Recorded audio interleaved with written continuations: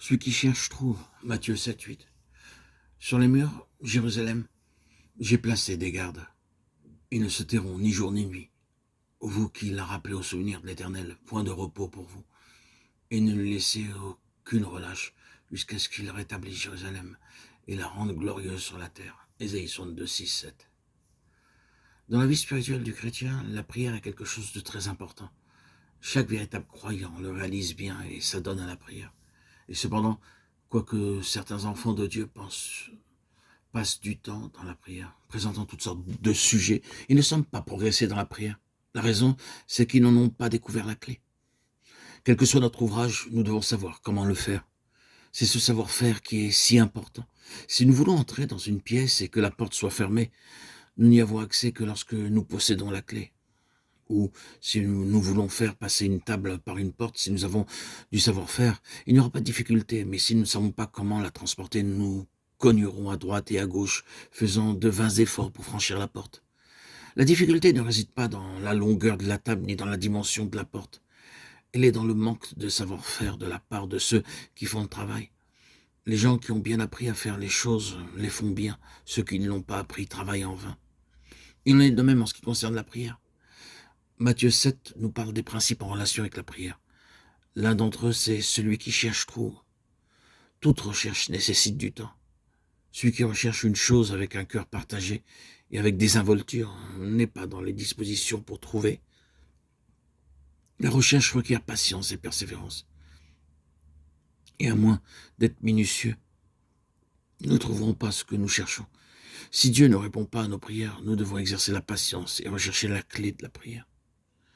La raison pour laquelle Dieu a répondu à la prière de nombreux saints dans le passé, c'est qu'il possédait la clé de la prière. Si vous lisez la biographie de George Muller, vous verrez que tout au long de sa vie, il reçut la réponse à ses prières. George Muller avait découvert la clé.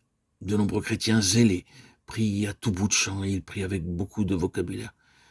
Mais ils n'obtiennent aucune réponse de la part de Dieu. Dans la prière, les mots ont leur importance, mais nous ne devons pas être épris d'éloquence. Nos paroles doivent être appropriées. Elles doivent être des paroles qui touchent le cœur de Dieu et qui l'impliquent pour obtenir la réponse à la prière. Les paroles pertinentes sont la clé de la prière. De telles paroles sont en plein accord avec la volonté de Dieu. C'est pourquoi elles ne peuvent rester sans réponse de sa part. Lorsque Dieu révéla à Abraham qu'il allait juger Sodome et Gomorrhe à cause de la méchanceté de ses habitants, Abraham se tint devant Dieu. Genèse 18, 16, 33. Il commença alors à prier pour Sodome. Il n'a pas ouvert sa bouche pour dire « Oh Dieu, aie pitié de Sodome ». Il n'a pas imploré Dieu avec ferveur en disant « Oh, ne même pas que Sodome soit détruite ». Abraham demeurait ferme sur une base divine, à savoir que Dieu est un Dieu juste. Et ce fut la clé pour la prière à propos de Sodome. Avec une profonde humilité, mais avec beaucoup de zèle, il commença à poser à Dieu une question après l'autre. Ces questions étaient ses requêtes. Et tandis qu'il progressait dans la prière, il demeurait ferme sur le terrain de la justice de Dieu. Et pour finir, il dit que le Seigneur ne s'irrite point, et je ne parlerai plus que cette fois. Peut-être s'y trouvera-t-il dit juste. Ce fut la dernière requête d'Abraham après la réponse de Dieu. Il nous a dit que le Seigneur s'en alla. Abraham n'a pas essayé de retenir Dieu. Il n'a pas tenté d'aller plus loin dans la prière. Nous lisons, Abraham retourna dans sa demeure. Beaucoup pensent qu'il aurait dû continuer d'implorer Dieu, mais l'Écriture nous montre clairement qu'Abraham connaissait Dieu et qu'il connaissait l'art de la prière. Il avait entendu Dieu dire, le cri contre Sodome et Gomorrhe s'est accru et leur péché est énorme, le bruit est venu jusqu'à moi. S'il n'y avait pas plus de 10 justes dans une si grande ville, quelle sorte de cité était-elle?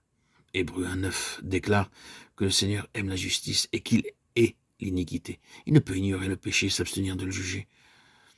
La destruction de Sodome et de Gomorrhe fut la terrible conséquence de leur péché. Elle était la manifestation de la justice de Dieu. Quand il a renversé ces cités, il ne fit preuve d'aucune injustice à l'égard d'une seule personne qui aurait été juste.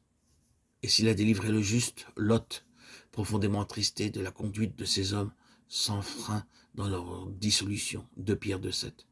La prière d'Abraham avait été exaucée. Il n'y a pas d'injustice en Dieu, il ne consume pas le juste avec le pécheur. Nous l'adorons et nous le louons pour sa justice.